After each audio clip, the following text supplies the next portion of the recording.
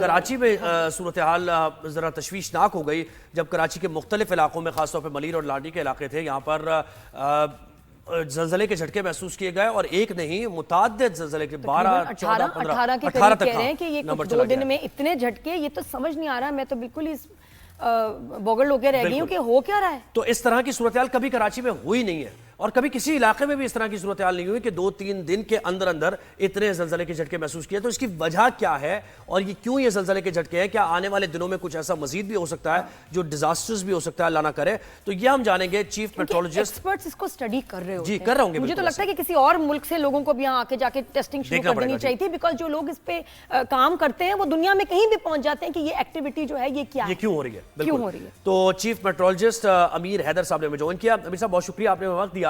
یہ بتائیں اس سے پہلے کبھی آپ نے آبزرو کیا ہے یہ کہ کسی علاقے میں اتنی انٹینسٹی تو کم ہی تھی لیکن بار بار اتنے زلزلے کے جھٹکے محسوس کیے گئے؟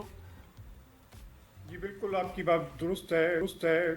اتنی فریکوینسی سے کراچی میں کبھی بھی ارتھکویک نہیں آئے ہیں اور یہ ہمارے لیے بھی ایک نیو سائنس ہے.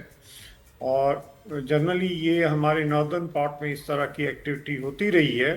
مظفر آباد ارتھکویک میں بھی جب یہ ہم آفٹر شاک ریکارڈ کر رہے تھے تو اس کو سیٹل ہونے میں 6 مہینے لگ گئے تھے کیونکہ وہ بڑا ارتھکویک تھا. یہ چھوٹا میگنیچیوڈ ہے تو اس لیے جو ہے اس کو بھی سیٹل ہونے میں تھوڑا سا ٹائم تو لگے گا.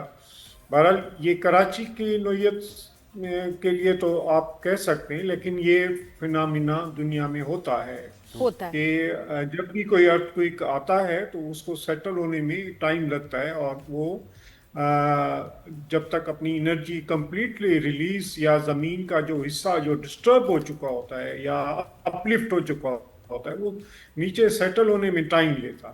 اور ان کو سیٹل ہوتے ہوئے ایک چھوٹی چیز تو ہوتی نہیں ہے، وہ کلومیٹرز میں کلسٹرز ہوتے ہیں اور ان کو سیٹل ہونے میں ٹائم لگتا ہے. اور یہ ڈسٹربنس آئی کیوں امیر صاحب؟ کیونکہ عام الفاظ میں نا سمجھنا ذرا وہ سمجھا دیں بڑا مشکل ہوتا ہے میں سمجھنا کہ یہ ڈسٹربنس آئی کیوں ہو رہا ہے. اور خدا نہ خواستہ یہ کسی میں ویڈیوز شروع ہو جاتی ہیں نا ہمارے یہاں کراچی میں سونامی کا خطرہ اور ایسی باتیں آنی شروع ہو جاتی ہیں، جھٹکے کسی بڑے حادثے کی بھی علامت ہو سکتے ہیں. آپ بتائیں ریئلسٹکلی یہ کیا ہے؟ دیکھیں یہ ایک نیچرل فینامنا ہوتا ہے. پلیٹ ٹیکٹونکس موو کرتی رہتی ہیں اور یہ ہم سے پہلے کا یہ زمین کا ایک قدرتی عمل ہے. اور یہ ٹیکٹونکس پلیٹ جو ہیں وہ ہم جن میں سے کہتے ہیں کہ 7 بڑی اور 26 جو ہے وہ چھوٹی چھوٹی پلیٹس ہیں جو دنیا قائم ہے جس کے اوپر.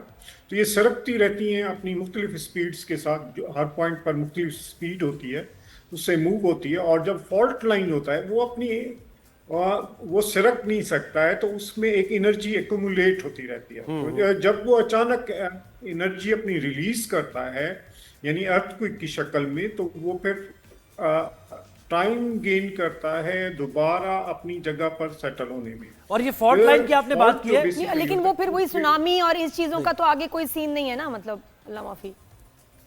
دیکھیں یہ فور کاسٹ کرنا دنیا میں کسی کے پاس بھی نہیں ہے. ایسا ہوتا تو جاپان جو ہے وہ فور کاسٹ کر لیتا 2011 میں. نہیں ایسا جہاں ہوا ہے کیس اسٹڈی کیا بتاتی ہے آپ نے اس کے بارے میں بتائیں نا، کہ جیسے پہلے دیگر ممالک میں ہو چکا ہے. کیس اسٹڈی کیا بتاتی ہے ایسا جیسا ہو چکا ہے پہلے مطلب کہ 2 دن میں کسی اور ملک شہر میں کبھی ایسا ہوا ہے کہ 18 دفعہ مظفر آباد کی ایگزامپل دی ہے.